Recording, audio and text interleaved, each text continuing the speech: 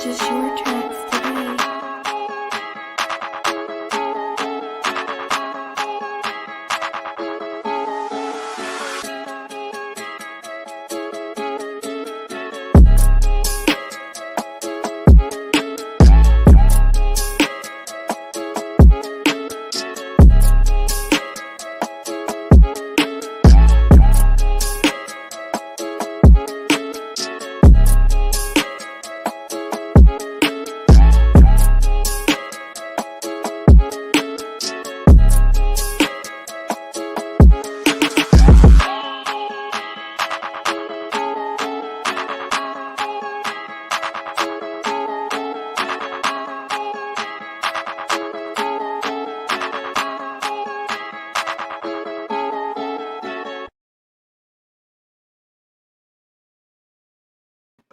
Welcome back to your favorite competitive sports betting show. I am your host, Josh Elliott. It's a new week, so that means we got two new sports bettors with us today. Actually, technically, three new sports bettors. If you extra guy there. So a very big matchup, two prominent sports handicappers going at it. So you want to strap in. It's going to be a good one. And like I've been saying all week, get your popcorn ready. So today's format, these guys are bringing 3 picks each. They're going to be spreading 5 units across those 3 picks. Whoever profits the most will win. They can make any pick, a spread pick, money line pick, prop pick, a total pick for any sport, anything that they think will make you money. There are no rules except for one. Value of the pick must be greater than minus 145 and in U.S. odds, 1.69 in Canadian. And for our UK viewers out there, 20 out of 29 in fractional odds. All right. So you're probably wondering who's joining us today. Let's introduce him. In the red corner, you're probably thinking his Twitter account is part of the National Geographic. It's not. That's his name. The Panda himself. Looking to keep it hot with some excellent plays tonight. You can follow him at CPandaPlays. Panda, how's it going, bud? Not too bad. Excited to be here. Definitely looking forward to this. Should be fun. Super, super pumped to have you. Now you're going up against in the blue corner. Watch out for maybe a Nets play in his picks. Surprised he actually came onto the show considering his Nets. I got my KD stuff on, baby. Looking to make some picks in some different sports possibly. You can follow him at LockItIn7. Andrew, how's it going? It's going good. I mean, I'm excited to be here. Excited to go against another great capper and Panda over there. Panda, dude, I'm wearing this hat right now. This is going to be you, a little baby Panda at the end of this. At the end of this competition. There we go. No, I'm just playing, brother. Best of luck. I hope we both go 3-0 and it comes down to units. That'd be the best possible situation. Absolutely. Hey, and I apologize. I don't have an intro for your boy here. So when I give a little intro, cool, bro. I'm Steve. All right, yeah. Steve, go for yourself. I was like little Robin do his Batman. Yeah. He follows me on Lock It In. He might have to follow Panda after this now because Panda's pretty hot too, and so is Josh. So with his Just a Bit Outside show as well too, and his plays. So I'll be expecting the follow. Kind of ride or die with Lock It In. I feel like I either. I feel like if I ride his picks, I'm good, and if I don't, I just, it doesn't work out for me most of the time. Quick question before we get going. Panda, how do you feel about going up against technically 2 guys here now? I do feel like I have just a little bit of a disadvantage. There are 2 of them, but I'll take my chances. I let him take the front seat. He's just there for a good time. I was just like, okay, cool, bro. He follows me for tennis specifically, and that's what I came for. So I got 3 tennis plays for y'all. Sounds good. Well, here, quick disclaimer before we get going. We are making these picks for Friday, Saturday, Sunday, and sometimes Monday, and actually later tonight possibly. Games picked tonight could have a potential value change or a line change tomorrow. I'll give examples. So Miami Heat were favored. They're out obviously, but let's just say the Bucks tomorrow are favored 4.5. That could possibly change to 5.5 or the other way around. So bet with us now. Grab a drink, grab a friend, grab your girlfriend, grab your grandma. I don't care. Let's have some fun and let's make some money. Now, we are going to be rolling over to Panda for his first play. What do you got for me, Panda? All right, so up first, we're going with Sixers Game 3 money line, which is tomorrow night. I got them at minus 115 on FanDuel right now, and this is what I was talking to myself earlier about it. I think that they're definitely the better team in this series. They are going into Atlanta, which is why this is going to be an undervalued money line play. But I think with how well Embiid played last game and the supporting pieces of Harris starting to figure it up and Simmons maybe making a free throw or 2, God knows, that'd be cool. But yeah, I think they definitely got enough firepower to take this game 3 from the Hawks, and then game 4, who knows what's going to happen there. But yeah, I'm going with the Sixers money line at minus 115. That's a two unit play. 2-unit play. Right. Now, Trae Young obviously has been very, very hot these playoffs. Been very good. Do we now see Ben Simmons guarding him? Because he wasn't in game 1. Now, Ben Simmons guarding him in game 2 or game 3 here. Does that make you a little bit more comfortable kind of heading into this game because you know that Ben Simmons is going to shut him down? Or do you think Trae Young is just going to go off and say, you know what, fuck Ben Simmons? I think Trae's going to get his regardless of who's guarding him. He's one of the elite scorers we have in the league right now, which is awesome to watch. But Ben Simmons is a guy that can guard any position any day of the night. He can go from guarding Giannis to Kyrie back-to-back nights and something like that. So I definitely think he will have an impact on more. I would say more Trae Young's playmaking ability than his scoring. I still think Trae is going to get his buckets. Just scorers are going to score, I think, but I think he'll be able to limit the playmaking and the passes and especially the lob game between Trae Young and Clint Capella. Mm-hmm. Yeah, no, I agree with you. Hopefully they can shut them down. That being said, I do have Hawks team total over tomorrow. I think it was 111. I think that's kind of low considering they're at home.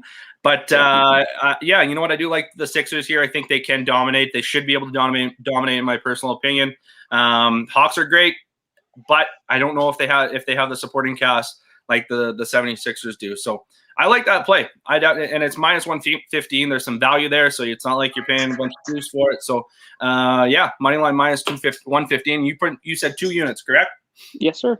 Sounds good. All right, let's go over to Andrew for his first pick. Sorry, what do you got for me, Andrew? So I'm gonna head over to the French Open. This is Saturday. This is the women's final, and it is between Barbara Krejcikova and Anastasia Pavlyuchenkova. And I'm gonna be riding with. She's a slight favorite here at minus 125. Krejcikova. This is my 2-unit play for this competition, and she's just been hot recently. In Stroudsburg, she won the final. The tournament before that, she lost to Iga Swiatek, who was the former champion here last year and who was the odds-on favorite throughout the whole Roland Garros and just got defeated in the round before. And she beat the person that beat Swiatek in a great match today. 3 sets, 9-7. It ended in the 3rd set. I had her plus 1.5 sets, and I had the over. So I cashed on both of those if you were locking in with me at all, if you follow us. But she's 14-3 this year on the clay. She's basically beaten everyone in straight sets except for the match today and her first match. And her opponent has been in a lot of 3-setters and played some difficult competition and has gotten through. But Krejcikova, has won multiple doubles championships in the Grand Slams. So I don't think nerves will come into play for her in this competition or in this match like it will for Pavlyuchenkova, who this is her first major final. She's 36 years old. She's never even been to a semifinal before today, and she beat a very young Slovenian girl who was ranked 85th. She was ranked 50 places higher than her in the rankings, who went on an unreal run this week, but she looked tired and gassed by the second set. So I think she got a little bit of a freebie, but I think Krejcikova's just been on. She's been an awesome form all clay court season, so I'm going to rock her as my 2-unit play here. So do you think Krejcikova is going to win in straight sets, or do you think it's going to go to a third set yeah.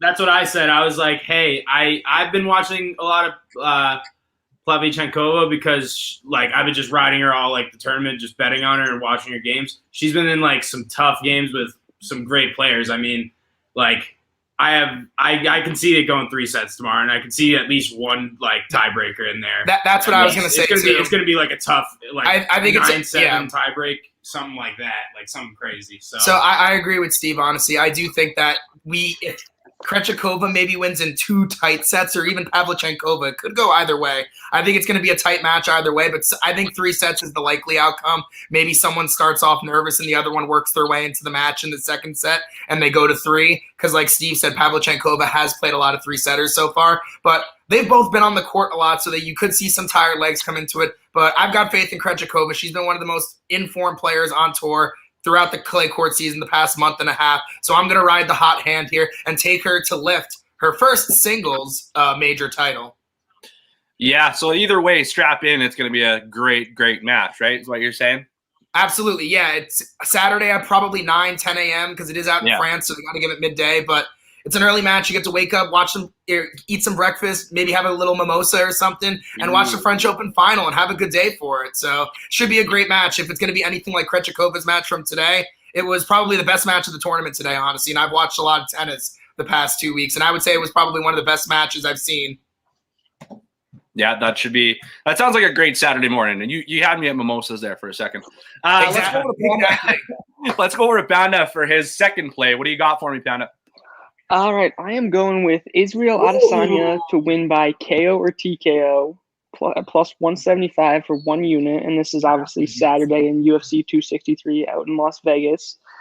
Now, I mean, Israel Adesanya is a boxer, fighter, whatever you want to call him. I'm very high on. I think he's one of the most precise striking guys I've ever seen fight, and he can definitely has that knockout ability too, which is crucial to have. Obviously, he's got the 6-inch reach advantage here going up against Marcin Vettori.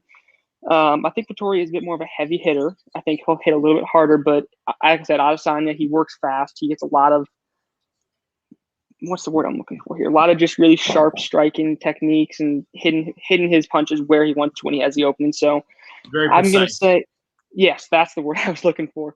If I were to put a guess in it, I would say it's going to be a 3rd round knockout. Maybe if you want to sprinkle on that, you could. That's what I'm thinking he's going to do. First 2 rounds, probably wear him out a little bit in 3rd round, go for that big wind-up jab that he has and drop him like he has 20 other people in his career almost. So that's what I'm going with for UFC, and we'll see how it goes. I'm really, really excited for definitely the championship night, though. There's going to be 2 super, super good fights. And you're throwing 1 unit on that play. Question for you. Say Vettori is a very heavy hitter. Now, do you think Adesanya's fought a ton of heavy hitters? I think he actually doesn't get enough credit for. I mean, even in his last fight where what was it? No, 2 fights back, I forget who he was facing. He was up. I'm trying to. Well, he lost to Blaszczykowski, the Polish guy. He went up a division. Yeah, and he lost. That was his first he loss. did lose that one. Tried to be a double belt like McGregor, but there's only one fucking double champ, baby. Definitely right there. But yeah, I mean, he's definitely got experience facing guys that can throw bombs like Vettori can, and I think he can. I mean, even in that last fight against Baszalevsky, whatever his name is, it went to decision. So yeah. I don't think he really is going to get knocked out, which is kind of how I think Vettori would be trying to win this fight. So I'll take my chances with. Honestly, I mean, listen, we're all here to make money together. Whether I win, whether you win, no matter how it comes out. I like the play. Honestly, I kind of forgot about UFC this weekend. I didn't even look at the card for any of this. I don't really bet. I don't really throw it on Lock-It in a ton, but I do bet it personally. So I definitely pay attention a lot and watch. But I really love that play. He's a generational fighter. I think he wins by KO a lot too, and it's 5 rounds. He's got to do it. And I don't, like you said, 6-inch reach advantage is huge. So I think he can stand 3rd up. round, I think, is honestly a great call to sprinkle maybe. I've always said, UFC is probably one of my favorite sports to bet on. It's quick. You got three rounds, 5 rounds, whatever it is. Yep. And it's fun to sprinkle some money on TKO, or even if it's an even match, throw money on a fighter and just, let it ride. Whereas it's just more an electric sport, I find, to bet on, because it's probably the fast pace. You're getting something quick. You're going to get a knockout, which is always a plus. But yeah, I definitely agree with you. I like Adesanya. He's been on a heater so far, and it's tough to just honestly bet against him. So a TKO, which he's done before at plus 175, I think that's a no-brainer. I like that pick. All right, so that brings us to the halfway part of the show, and that brings us to the player pick of the week. When shopping online, www.playergolf.com, make sure to use promo code BETTHEOVER for 20% off. I got the hat. I obviously have some shirts. I got a new order actually coming in. But when you are making your order, make sure to use promo code BETTHEOVER for that 20% off. And they got some fire stuff. James Makes Picks just got his hat today, so he's really pumped about that. All right, so the player pick of the week is going to be the Los Angeles Angels money line minus 135 against the Arizona Diamondbacks. Arizona Diamondbacks have been absolutely dog shit. I think they've actually won 2 out of their last 13 games or something like that. That's very true. They are at home, but Shohei Ohtani's on the mound for the Angels, and you know what Shohei Ohtani does. One of the leaders for the AL MVP this year. Obviously, he's not going to win it, though, because Vladimir Guerrero Jr. is going to win it. Just kidding. Bold call. But Shohei Ohtani's been absolutely lights out. He's been electric on the mound with the bat offensively. What can he do? What can't he do? Sorry. I think he absolutely shuts down Arizona, who has a very bad offense, who's been struggling as of late. their record shows for it. And at money line minus 135, I think that's an easy play for 2 units. The values, I mean, there's not a ton of value there. Minus 135, it's still there. So you're still making some pretty decent money if you throw a couple units on it. So that is the player pick of the week. Now we're going to go to Andrew for his second pick. What do you got for me, Andrew? And I'm running it back at the French Open. This is tomorrow, though, so you have to get this in, obviously, tonight or early in the morning tomorrow. But it is the Alexander Zverev and Stefanos Tsitsipas match. They're 2 of the next-gen stars of the game, ranked 5th and 6th in the standings. They're both super young, 24 and 22. And Tsitsipas has been the leader this year in tour wins. And he's been amazing on the clay, 21-3 overall, and he's won a couple tournaments as well in the lead up. And Zverev's been not bad either, 14-3, and they've played 7 times before. Tsitsipas is 5-2, but I think Zverev is due for either maybe a win. Obviously, that's a huge plus value, but I have a future on Tsitsipas, so I do think he will get to the final. But I do think that it's going to be a long match. They've both been kind of working their way through the field pretty easily. They've both had one longer match in his first match. Zverev actually lost the first 2 sets of the tournament, and he's won every set since. He hasn't lost a set. He's won 3-0 against everyone else except for his first round match. And I believe Tsitsipas has went straight sets except 4-setter with American John Isner, big server, who's obviously tough to handle sometimes, even on the clay. He's serves at 140 miles per hour. So if his serve's on, then he's on. So you're going to tie breaks. The long game. Exactly. So you don't get many break opportunities. But Tsitsipas prevailed. But they both haven't had a lot of court time. They're both young guys. They've beaten each other before. They know their play styles. They're going to be playing against each other in the future. They're the stars of the game. Tsitsipas has never made a final before in a major, and Zverev actually last year at the U.S. Open during the pandemic, no Nadal, no Djokovic, no Federer. He faces Dominic Thiem in the final and goes up 2-0, and he blows the lead. And Thiem wins in 5 sets in a 5th set tiebreak as well to win the title, his first major, and he was the first guy to win that wasn't in the big 3. So Zverev's been in this moment before, and he has the confidence, and he's been playing really well. So I see this one being a long match, and 37 games, if there's one tiebreaker, that's 13 games in 1 set. So, and I believe they're both really good servers. I could see a tiebreak for sure in one of these sets, and I could see a couple 10 games, 6-4, 6-4. And if it goes 5 sets, this cashes easily. So, yeah. And that's what I think will happen. I think it might be a long 4-setter, potential 5-setter. So, yeah, all you basically need is that 4 set, right? Almost, just about. Probably, I would say, yeah, as long as someone doesn't go down 6-0 or 6-1 in that 4th set. Exactly. Yeah. So if I get one tiebreak, the 6-1 won't even hurt me probably. If I get 6-4s or even 6-3s, 9-9 should get me to 38, I believe. Yeah, exactly. So listen, I will say to my people out there, I've been telling Steve every day, one of my bets on Lock It In, when I take it over, I get cucked by the hook of 0.5. Today I had 21 or 21.5 in one of the women's matches, and it landed on 21 again. And it's because the woman blew it right at the end. So I've been really bad at that, so I wouldn't be stunned if this ends at 37. But I'm going to take a chance here. I like this to go for even 5 sets potentially. Life's too short to bet the under, so you got to go over. Exactly. Let's go, baby. Very factual. Let's go, baby. I'll be honest with you. I know nothing about these two.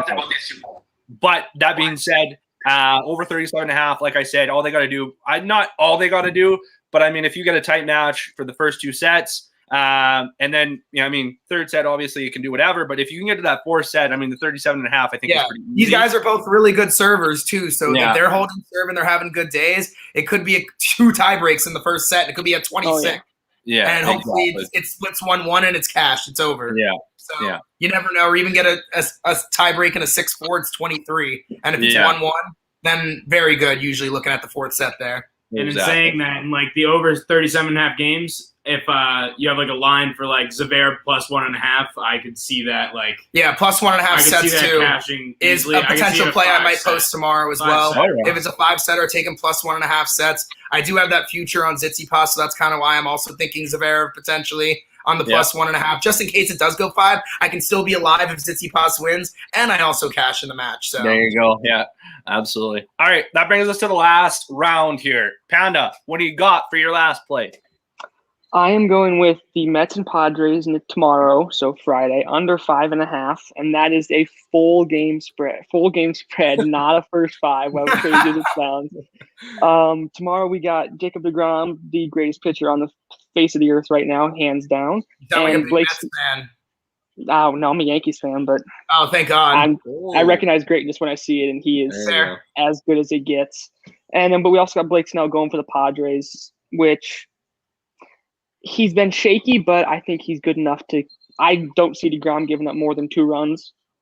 It doesn't happen very often. He's got a .63 ERA this season or something crazy like that. So I'm seeing this is probably a 2-1 finish. I don't know who I could see the Padres pulling it out 2-1 because the Mets have a tendency to not give DeGrom runs whenever he's trying to pitch, which would frustrate the hell out of me. But so I'm taking the under 5.5. It's minus 105, I think, as of right now, looking on William Hill. So, like I said, I mean, a lot of swings and misses. I'm going to say both pitchers' strikeout props over are probably a good look at too. It's just DeGrom's been on an absolute heater this year. There's no reason to not get behind that now, in my opinion.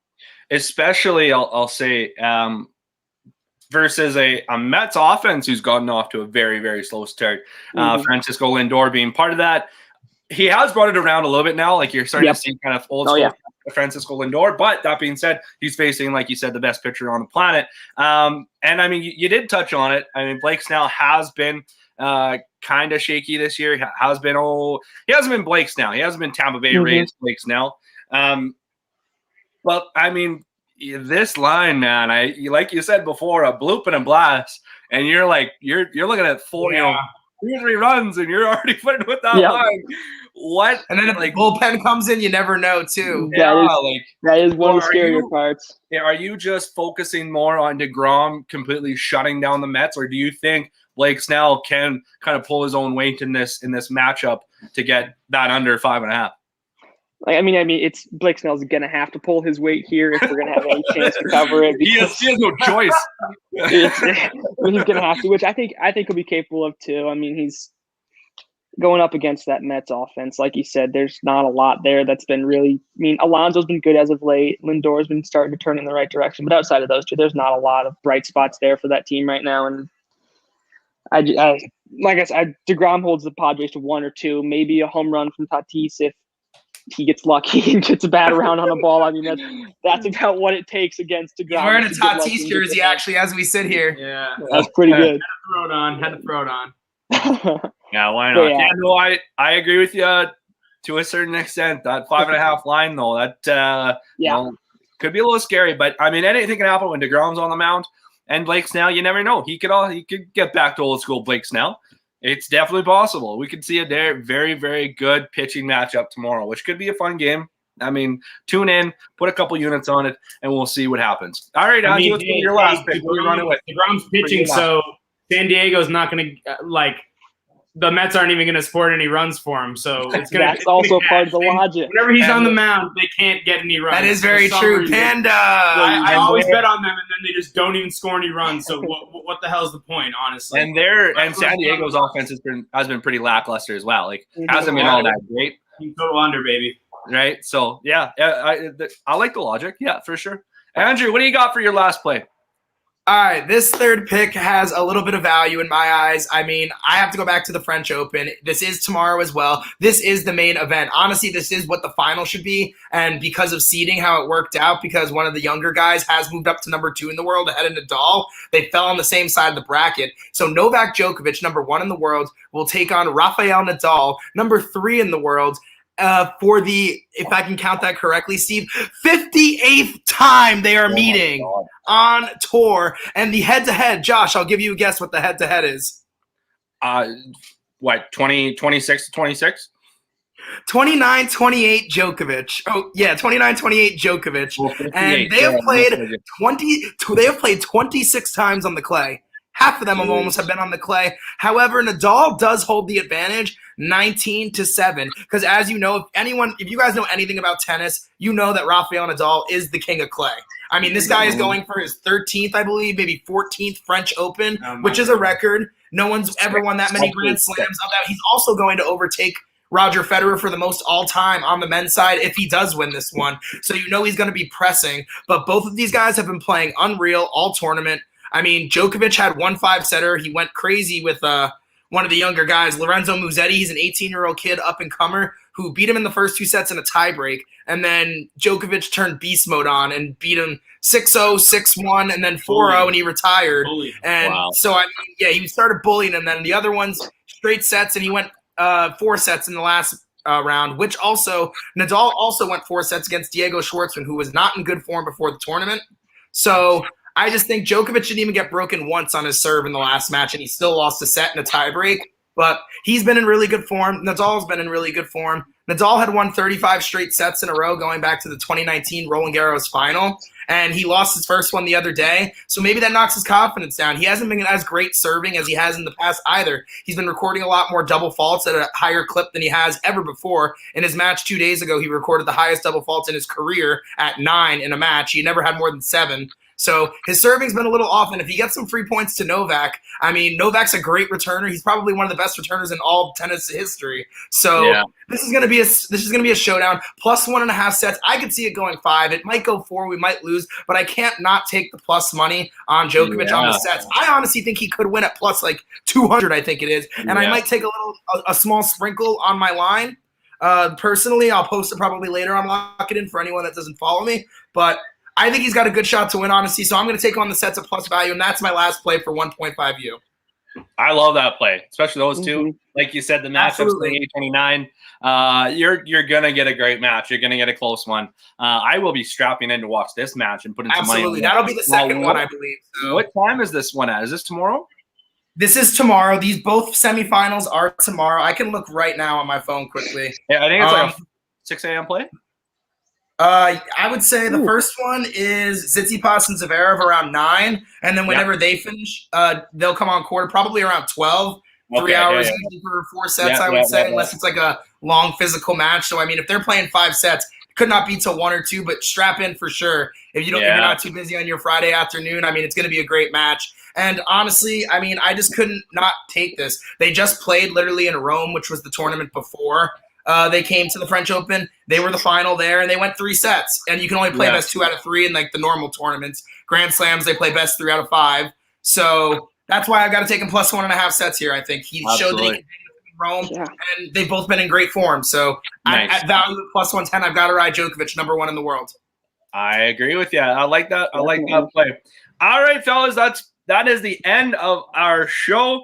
I really appreciate you guys coming on. I'm just going to outro all you guys and as well as confirm picks. So, Panda, you're rolling with 76ers moneyline minus 115 for 2 units. Adesanya by KO or TKO plus 175 for 1 unit. Nets and San Diego under 5.5 at minus 105 for 2 units. Is that all correct? And where can they find you? Yes, sir, that is correct. And they can definitely, at any time, feel free to drop a follow or hit me up with a DM at CPandaPlays on Twitter. DMs are always open. If anybody has any questions or ever wants to challenge my knowledge on these plays, I'm more than ready to go at it with you. I love it. Love to hear it. All right, Andrew, you're rolling with. Fuck. I don't know if I'm going to be able to pronounce it. I got you. Krejcikova. Krejcikova moneyline minus 125 for 2 units. Zverev and Tsitsipas. Over 37.5 games at minus 120 for 1.5 units. And Djokovic plus 1.5 sets at minus or plus 110, for a unit and a half. Is that all correct? And where can they find you? Yes, sir. That is all correct. And you guys can find me at LockItIn7 on Twitter. Like Panda said, DMs are always open. I'm posting daily plays. I do it all for free. I don't really look for money for this because I just think I have a knowledge and a passion for something. And I want to help the gambling community as well. And tennis is something that I love. And that's where I post most plays. I have another guy that does it that's not Steve.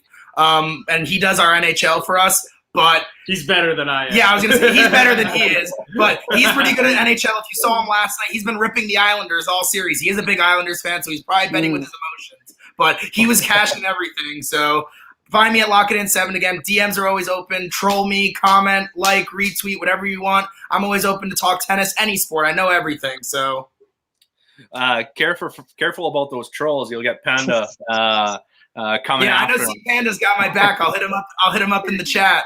Well, I've been your host, Josh Elliott. It's been a very fun night. My play, the player pick of the play. Make sure you use promo code BetTheOver at playergolf.com. The LA Angels moneyline minus 135 against the Arizona Diamondbacks. Like I said, I don't think Arizona is a very good team at all. Shohei's has been electric. So thanks everybody for showing up. This has been fun. I'm excited to see how this matchup goes and what it all happens. I hope we all go 3-0 and it just best comes of luck, down my to dude you. Panda. I hope we Yeah, both best go luck to you 3-0. guys as well. That'd be the All right, perfect situation. everybody have a great day and let's make some money. Let's do Peace it. out, guys. Thank you, Jeff.